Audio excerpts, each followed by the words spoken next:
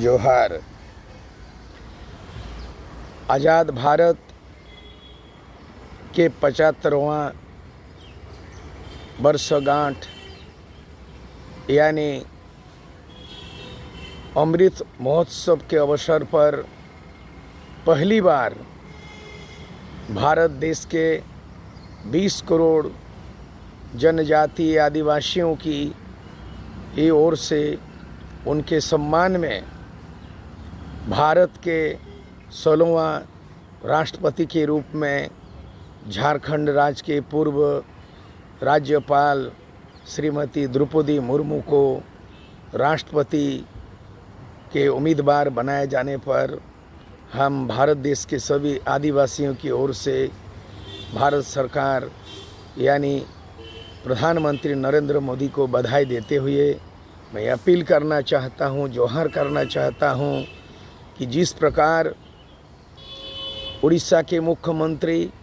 नवीन पटनायक ने अपील किया है माननीय श्रीमती द्रौपदी मुर्मू को राष्ट्रपति पद के लिए चुने जाने पर या उनको वोट देने के लिए अपील किया है, उनको हम बधाई देते हैं, उसी तरह धन्यवाद देते हैं। उसी प्रकार बिहार के नीतीश कुमार ने भी ऐलान किया है कि उन्होंने श्रीमती द्रौपदी मुर्मू के पक्ष में वोट देने के लिए। उसी प्रकार तेलंगाना के मुख्यमंत्री भी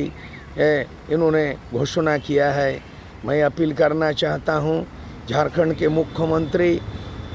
श्री हेमंत सोरेन से, जो झारखंड मुक्ति मोर्चा के नेतृत्वकारी हैं, झारखंड के मुख्यमंत्री हैं और विशेषकर संताल समुदाय से आते हैं, कि वो अपना निर्णय ले और ये घोषणा करे कि द्रौपदी मुर्मू को उन्हें वोट दे। पहली बार ये जो संताल विद्रोह हुआ था 30 जून 1855 को हर साल मनाते हैं, इस साल हर्ष उल्लास के साथ हम मनाएं, खुशी मनाएं और हम सम्मान के साथ हम पूरे ये संदेश जाएं। मैं अपील करना चाहता हूं